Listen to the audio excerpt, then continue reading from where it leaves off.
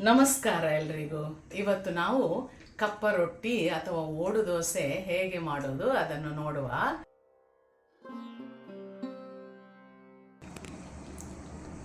ಕಪ್ಪ ದೋಸೆ ಅಥವಾ ಓಡು ದೋಸೆ ಮಾಡಲಿಕ್ಕೆ ನಾನು 1 ಕಪ್ಪು ಈ ಬೆಳ್ತಿಗೆ ಅಕ್ಕಿಯನ್ನು ತಗೊಂಡಿದ್ದೇನೆ, ಅಥವಾ ದೋಸೆ ರೈಸ್ ಅಂತ ಕೂಡ ಇದಕ್ಕೆ ಹೇಳ್ತಾರೆ.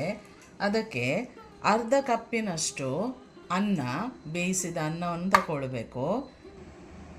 ಅರ್ಧ ಕಪ್ಪಿನಷ್ಟು ತೆಂಗಿನ ತುರಿಯನ್ನು ತಗೊಳ್ಳೋದು, ಮತ್ತು ಉಪ್ಪು ರುಚಿಗೆ ಬೇಕಾದಷ್ಟು ಹಾಕೋದು. ಈಗ ಇದನ್ನು ಒಳ್ಳೇದು ಮಾಡಿ ತೊಳೆದು ನಾನು 4 ಗಂಟೆ ನೆನೆ ಹಾಕಿದ್ದೇನೆ. ಇದನ್ನೀಗ ಕಡಿಯುವ.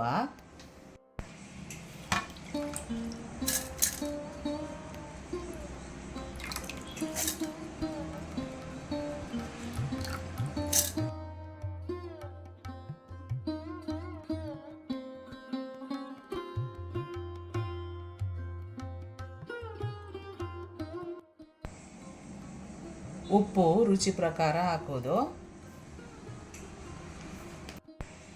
ಕಡಿಯುವಾಗ 1/4 ಕಪ್ ನೀರನ್ನು ಹಾಕಿ ನುಣ್ಣಗೆ ಕಡಿಯಬೇಕು.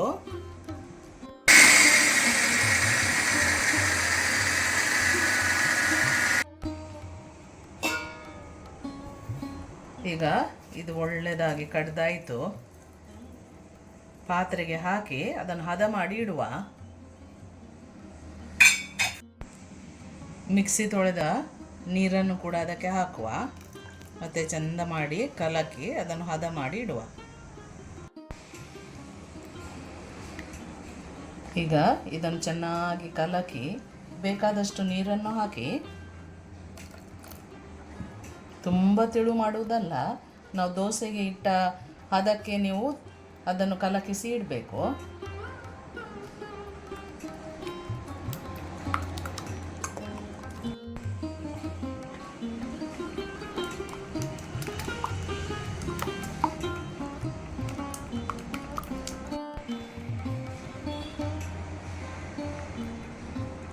ಹೀಗೆ ಚೆನ್ನಾಗಿ ಕಲಕಿಸಿ ಆದಮೇಲೆ ನೋಡಿ ಅದರ ಹದ.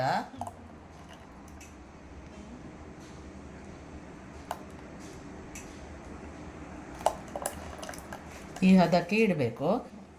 8 ಗಂಟೆಯ ಕಾಲ ಇದಕ್ಕೆ ಉಬ್ಲಿಕ್ಕೆ ತಾಗ್ತದೆ. ಅದರ ನಂತರ ನಾವು ಓಡು ದೋಸೆ ಅಥವಾ ಕಪ್ಪ ರೊಟ್ಟಿಯನ್ನು ಹೇಗೆ ಮಾಡೋದು ಅಂತ ಹೇಳಿಕೊಡ್ತೇನೆ. ಈಗ ಇದನ್ನು ಮುಚ್ಚಿ ಅದು ಉಬ್ಬುವವರೆಗೆ ಇಡುವ. ಒಂದು ಕಾವಲಿಯನ್ನು ಬಿಸಿ ಮಾಡಿ ಸ್ವಲ್ಪ ನೀರನ್ನು ಅದಕ್ಕೆ ಹಾಕಿ, ಮತ್ತು ಅದನ್ನು ಸ್ವಲ್ಪ ಒರೆಸಿ ತೆಗೆಯಿರಿ.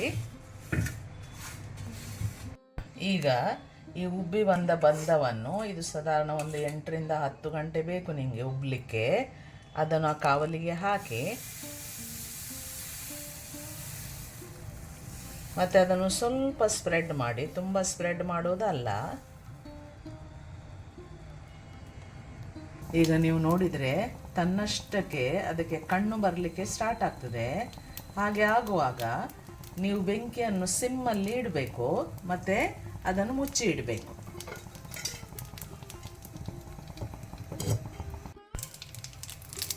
ಬರೀ 1 ನಿಮಿಷ. ಈಗ ಆಯಿತು. ಇದನ್ನು ತೆಗೆಯುವ.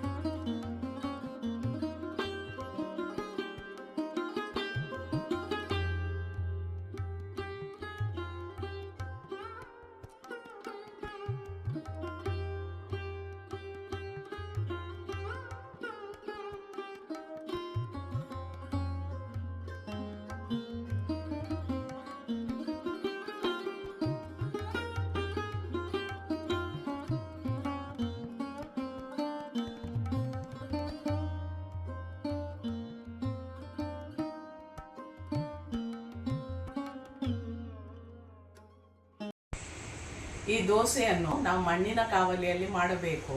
ಅದಕ್ಕಾಗಿ ಅದನ್ನು ಓಡು ದೋಸೆ ಅಂತ ಹೇಳ್ತಾರೆ.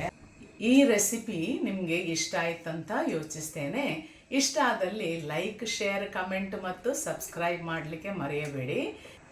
ನಿಮಗೆಲ್ಲರಿಗೂ ಧನ್ಯವಾದಗಳು. ಇನ್ನೊಂದು ವಿಡಿಯೋದಲ್ಲಿ ನಾವು ಸಿಗುವ. Bye bye, see you.